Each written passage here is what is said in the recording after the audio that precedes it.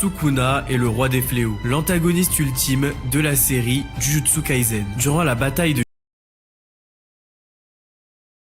mais une question le concernant restera un mystère pour toujours. Comment Sukuna est devenu le plus fort? Comment un enfant né maudit et indésirable a réussi à s'ériger en catastrophe naturelle? Qui est la mère de Sukuna? Quelles sont ses origines? Eh bien, c'est à ces questions que nous allons répondre dans cette vidéo. Salut la team, j'espère que vous allez bien. On se retrouve aujourd'hui pour une nouvelle vidéo à propos de Jujutsu Kaisen. On va parler du passé de Sukuna. Comme vous le savez, Jujutsu Kaisen se termine dans 3 chapitres et il semblerait qu'on n'aura pas de flashback de Heian. Il reste encore énormément de mystères concernant le passé de Sukuna. Mais avec les éléments des derniers chapitres, je pense qu'on peut déduire pas mal de choses. Il y a une théorie que je voulais vous présenter depuis longtemps et je trouve qu'elle répondrait à pas mal d'intrigues concernant Sukuna. Et si Tengen était la mère de Sukuna? Je sais que ça a l'air fou comme théorie, mais nous allons voir au cours de cette vidéo qu'elle est tout à fait cohérente. En tout cas, installez-vous et on y va. Comme d'habitude la team, je vous invite à liker, à vous abonner et à activer la cloche de notification pour ne louper aucune vidéo du très lourd arrive. Venez aussi sur Twitch, on joue à Valorant tous les soirs et c'est du haut niveau. Donc sans plus attendre, rentrons dans le vif du sujet.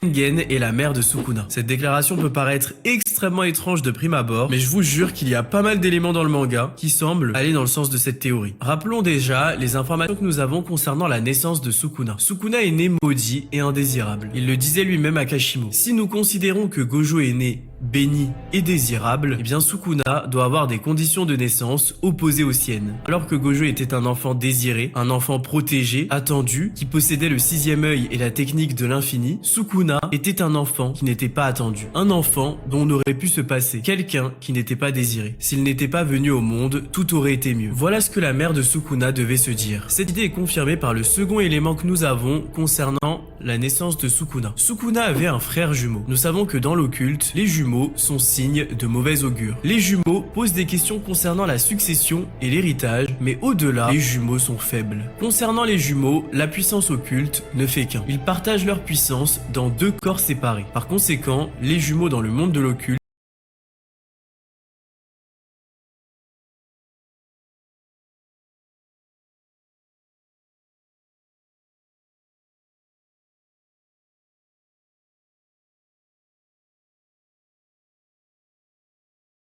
le clan Zenin, étant jumelles, elles étaient très faibles. Elles sont nées maudites et indésirables. Il a fallu que Mai meure et se sacrifie pour que Maki révèle son potentiel. Ainsi, le fait que Sukuna ait un jumeau justifie le fait qu'il soit né maudit et indésirable. Mais Sukuna nous explique que dans le ventre de sa mère, il a été contraint de manger son jumeau pour ne pas mourir de faim. Manger son frère était sa seule solution pour survivre. Mais plusieurs questions se posent. Mais pourquoi la mère de Sukuna ne pouvait pas nourrir ses enfants? Est-ce qu'elle ne mangeait pas délibérément? Est-ce qu'elle détestait ses enfants au point de les laisser mourir de faim afin de les tuer? Mais pourquoi aller si loin? Et c'est là que la théorie concernant Tengen prend tout son sens. Tengen jusqu'à présent reste un des personnages les plus mystérieux de la série. Nous savons que c'était une femme, elle était donc capable de porter la vie. Nous savons que c'était une amie de Kenjaku et nous savons que c'est un pilier dans le monde de l'occulte. Tengen était vénéré comme une divinité par les membres du culte stellaire. Rappelez-vous qu'il voulait tuer Riko Amanai car il considérait que c'était souiller Tengen que de la laisser s'assimiler avec un être humain.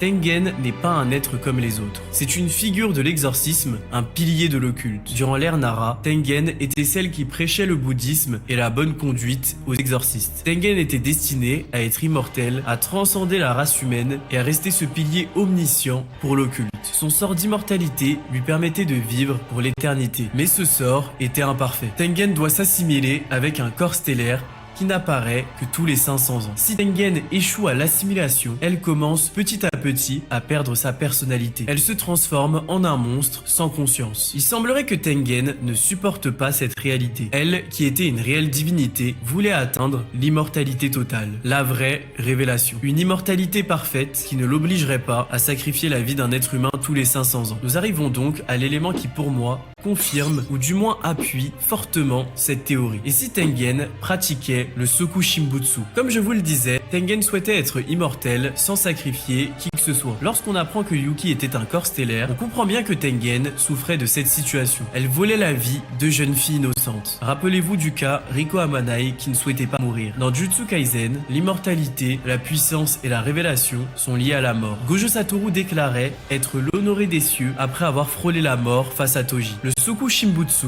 est une pratique qui consiste à ne pas manger pour entrer dans une parfaite méditation. Cette momification du vivant du pratiquant devient la preuve de sa foi et la force de sa pratique. Le moine est considéré comme étant devenu Bouddha en ce corps. Tengen aurait pratiqué cela dans le but de devenir immortel. Par cette privation, l'individu atteint la vraie révélation, lui permettant d'être Bouddha de son vivant. Cette pratique expliquerait donc pourquoi la mère de Sukuna mourait de faim. C'était Tengen qui préparait sa révélation à la vie éternelle. Tengen souhaitait atteindre l'immortalité parfaite. Mais malheureusement, elle est tombée enceinte. Et pas d'un enfant, mais de 2 jumeaux. Le malheur absolu pour un exorciste. Le destin de Tengen n'était pas d'être mère, mais d'être un pilier dans le monde de l'occulte. Par conséquent, Tengen décida de poursuivre sa mission. Elle réalisa cette pratique, même si cela signifiait tuer ses enfants. Mais elle ne se doutait pas qu'un de ses enfants allait survivre. Elle portait un enfant qui serait prêt à tout pour rester en vie. Un enfant qui était déjà chasseur, prêt à manger son frère pour venir au monde. Une fois Sukuna venu au monde, il a été abandonné par Tengen qui souhaitait suivre le destin qui l'attendait. Cet enfant qu'elle ne désirait pas était venu au monde malgré ses efforts et elle décida donc de l'abandonner. Sukuna aurait ainsi toujours été seul. Il aurait survécu par ses propres moyens, ayant déjà commis le meurtre de son frère avant même de venir au monde. Après tout, il était l'enfant de la grande Tengen. Bon. Si cette théorie est réelle, elle expliquerait de nombreux éléments qui n'ont jamais été expliqués dans Jujutsu Kaisen. Voilà pourquoi Kenjaku rigolait en voyant Tengen. Il rigolait car Tengen ressemble finalement à Sukuna. C'est assez ironique après tout. Cette mère qui a abandonné son enfant qu'elle jugeait maudit, lui ressemble aujourd'hui comme 2 gouttes d'eau. L'ironie irait encore plus loin car finalement Sukuna aurait atteint ce que Tengen a toujours désiré, la réelle immortalité. Sukuna, en mangeant son frère et en évoluant telle une catastrophe naturelle, a réussi à transformer ses doigts en reliques maudites, lui permettant même de choisir son réceptacle. Par ses doigts, en un sens Sukuna est immortel, car tant que ses reliques subsistent, il a toujours un moyen de revenir. Cette théorie expliquerait également pourquoi Tengen a gardé le corps de Sukuna pendant plus d'un millénaire dans une de ses barrières. Même si Sukuna était un enfant qu'elle n'a jamais désiré, une partie d'elle aimait son fils. Rappelez-vous de la mère de Mai et Maki. Malgré le fait que ses filles soient maudites, elle les aimait. Ainsi pour cette raison, Tengen n'a jamais réussi à se débarrasser du corps de Sukuna. Le corps de son fils était quelque chose qui lui rappelait chaque jour le poids des crimes qu'elle a commis. Quand on y pense, Tengen a certainement une histoire très sombre et tragique. D'une jeune divinité, elle est peu à peu devenue un monstre qui vit seule et exclu des autres. Elle a sacrifié la vie de jeune fille pour survivre. Et surtout, c'est peut-être elle qui a créé le monstre qu'est Sukuna. Tengen est par la suite devenu le jouet de Kenjaku qui souhaitait la faire fusionner avec toute la population japonaise. Enfin, cette théorie expliquerait les derniers mots de Yuji envers Sukuna. Yuji lui disait « Tu et moi, Sukuna. Nous sommes nés sans avoir conscience des malédictions qui nous entouraient. Quel genre de monstre on allait devenir ?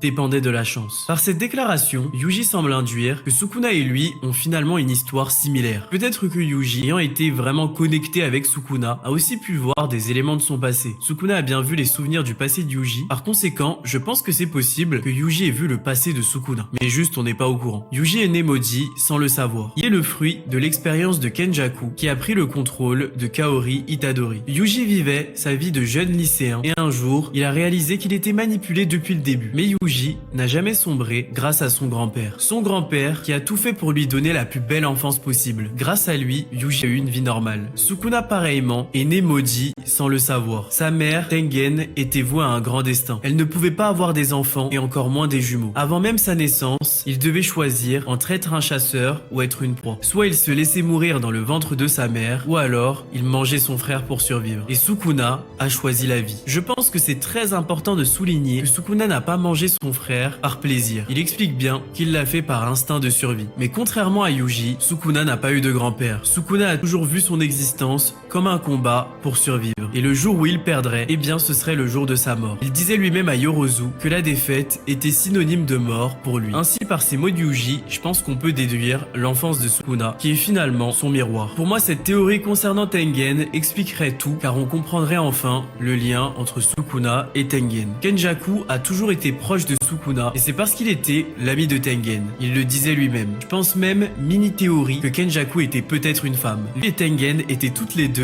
amies. Pour moi, ça expliquerait déjà Kenjaku infirmière, et surtout, comment Kenjaku a pris si facilement le corps de Kaori pour Mugu avec Jin Itadori. Donc peut-être que Kenjaku était à la base une femme, et qu'il pouvait donc déjà porter la vie. Kenjaku, Tengen et Sukuna sont aussi les trois personnages qui ont un lien avec l'immortalité, chacun dans une forme différente. À la fin du manga, les trois ont perdu la vie, montrant définitivement la fin de leur ère. Tengen serait ainsi cette mère qui a créé un monstre sans le vouloir. Elle n'a jamais pu se pardonner de ses crimes, et pour cette raison, elle s'est laissée évoluer vers une forme de fléau pendant tout ce temps. Voilà le gros secret de Tengen, et voilà ce que Kenjaku était sur le point de révéler lorsqu'il disait que Tengen cachait quelque chose. Cette théorie expliquerait également pourquoi Sukuna est appelé l'ange déchu. Il est l'enfant de Tengen, qui est un pilier dans le monde de l'occulte, une divinité pour le culte stellaire. Sukuna étant l'enfant qu'elle a abandonné, serait donc l'ange déchu. L'enfant du pilier du monde de l'occulte est devenu le roi des fléaux. Voilà la team, c'était tout pour cette théorie, j'espère qu'elle vous a plu. Dites-moi en commentaire ce que vous en pensez. J'ai pris énormément de plaisir à écrire cette vidéo. Dites-moi si vous voulez que je théorise sur d'autres éléments qui restent flous sur Jujutsu Kaisen. Je pourrais vous faire un what if sur l'Eren si vous voulez. Dites-moi en commentaire vos théories pour le prochain chapitre. Je vous dis à très vite en stream et à la semaine prochaine pour une nouvelle vidéo. Restez sur vos gardes, merci à vous et à très vite.